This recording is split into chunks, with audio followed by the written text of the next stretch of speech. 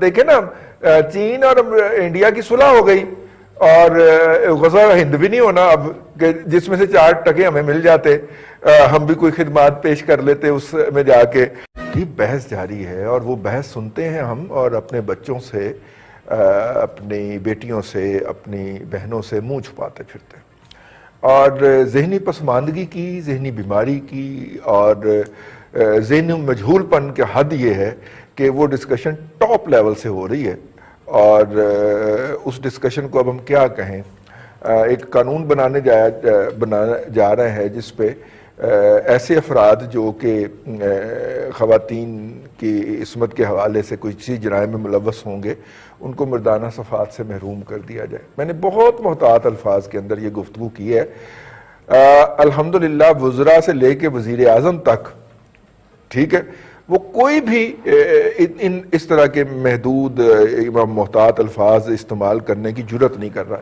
ये वो बीमार जहन है कि जो कहता है कि 5000 बंदा लटका दें और उसके बाद मुल्क में अमन हो जाएगा। ये वो बीमार जहन है जो कहता है कि कुछ दिनों के बाद इतनी नौकरियां होंगी कि आप ढूंढते फिरेंगे। ये वो बीमार जहन है जो कहता है कि जनाब इतना टैक्स होगा कि रेडी वाला भी कहेगा मुझसे टैक्स ले। ये वो बीमार जहन है जो कहता है कि 200 अरब डॉलर मुल्क में आएगी, अलग उठाएगी और IMF के मुंह पे मारेगी और 200 अरब डॉलर आप पे लुटा देगी। ये वो बीमार जहन है जो कहता है 50 करोड़ नौकरियां, 50 लाख नौकरियां होंगी, 50 लाख 1 करोड़ नौकरियां होंगी, 50 लाख घर होंगे।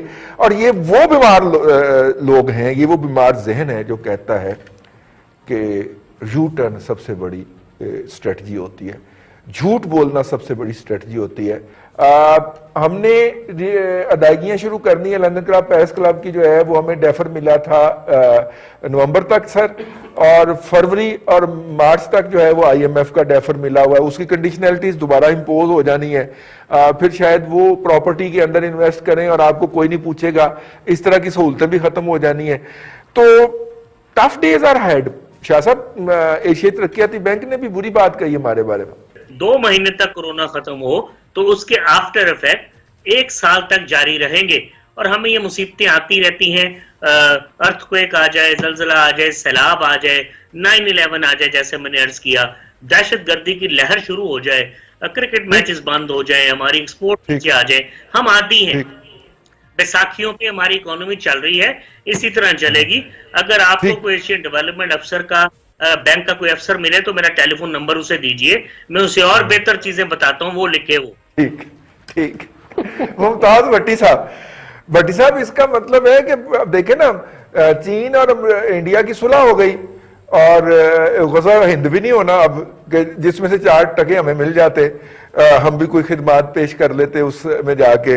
तो अब सर वो अगर बाहर से रेमिटेंसेस भी आना जो है वो इस तरह ही कम हो जाएंगी तो प्रेशर तो आएगा इकोनॉमी के ऊपर, जिसके नतीजे में डॉलर बढ़ेगा रुपए के मुकाबले में और फिर महंगाई होगी, और महंगाई पहले ही बहुत है, नाकाबिले बर्दाश्त हो चुकी है।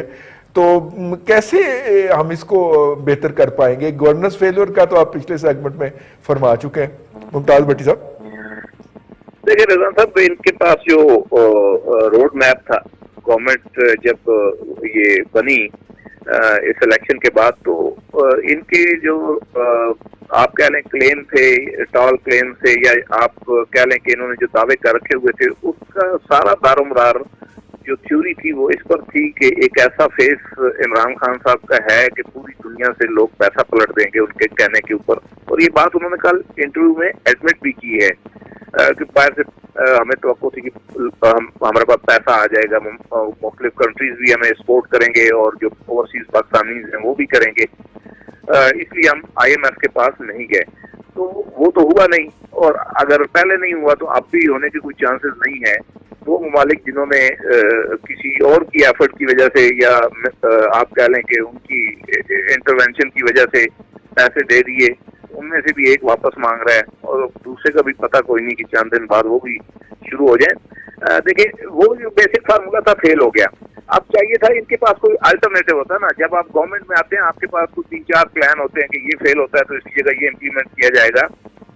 उसके बाद ये IMF की तरफ गए, लेट गए, टीम तब्दील हुई, फिर एक टीम तब्दील हुई, फिर दूसरी, फिर जो इनका टैक्सेस के हवाले से था कि इतनी कलेक्शन आ जाएगी इंटरनल, वो भी नहीं आ सकी।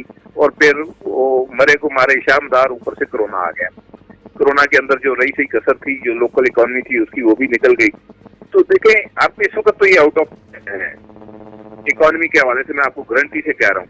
और इनके सारे जो ये जो लॉलीपॉप दिए जा रहे हैं कि सीपैक के प्रोजेक्ट चल पड़ेंगे और फिर जो है ये हो जाएगा, फलानी जगह से ताबे निकल आएंगी, फलानी गैस निकल आएगी और समुद्र में से ये निकल आएगा, ये सारे के सारे कोई अगर कोई इनमें से आप कह लें कि एक आध के ऊपर काम भी होता है, तो ये तो 5 से 7 साल वैसे ही चाहिए इसको ट्रांसलेट करने के लिए।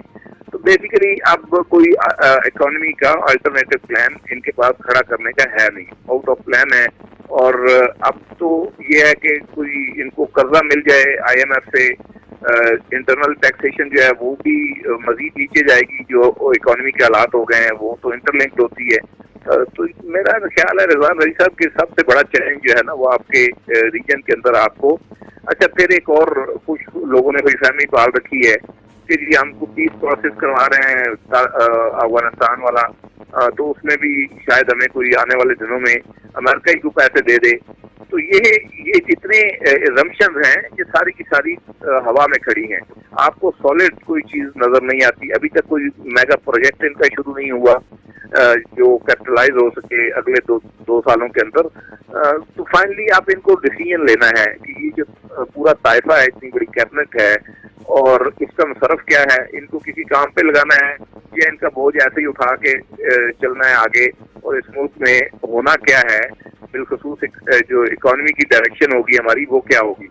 रह गई बात, देखिए चाइना इंडिया, मैं तो पहले दिन से रिजवान रईस साहब इसके ऊपर बड़ा क्लियर था कि चाइना और इंडिया का कोई स्ट्रेटेजिक बहुत बड़ा डिफरेंस नहीं है, कॉन्फ्लिक्ट नहीं है।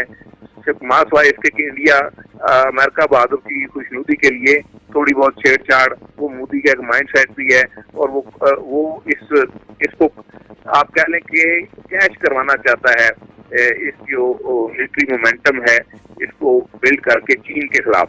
लेकिन पाकिस्तान के खिलाफ जो उसका बिल्डअप है, मिलिट्री बिल्डअप है, और जिस तरह से वो पैसे वहां पे रखने के लगा रहा है, बिलियन ऑफ डॉलर जो उनकी मूवमेंट के और फिर आगे उनको सस्टेन करने के लिए लगाए जा रहे हैं, इसके ऊपर एक शदीद किस्म का स्ट्रेटेजिक कॉन्फ्लिक्ट हमारा और उनका मौजूद है जो कि कश्मीर की सूरत में है।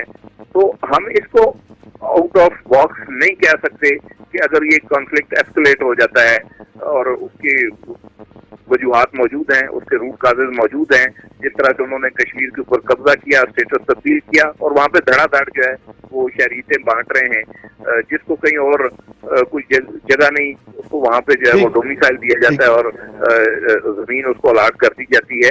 तो ये बिलाखिर कॉन्फ्लिक्ट एस्केलेट होने के चांसेस, खदशात मौजूद हैं और दुनिया में कोई भी एक वक्त चीन के अलावा ऐसी ताकत नहीं है बड़ी जो इसके ऊपर कोई उनकी बैशिंग कर रही हो, चाहे वो अमेरिका हो, चाहे फ्रांस हो।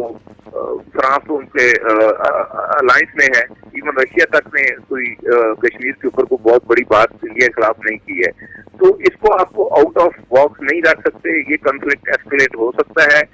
फिर दूसरी बात ये कि आप देखें अगर उनके जितने सिक्योरिटी एनालिस्ट हैं या उनके जो राह के माउथ पीसेस हैं, वो एक चीज बोलते हैं पाकिस्तान के हवाले से, जो मैंने क्वेश्चन भी किया था लास्ट प्रेस कॉन्फ्रेंस में DGIS and major general Iftikhar Babar से कि 3F की बात करते हैं, ट्रिपल स्ट्राइक देंगे यानी अफगान बॉर्डर के ऊपर, और आप देख लें वहाँ पर इंसर्जेंसी जो है वो दोनों तरफ तशद्दुद के वाकयात पड़े हैं।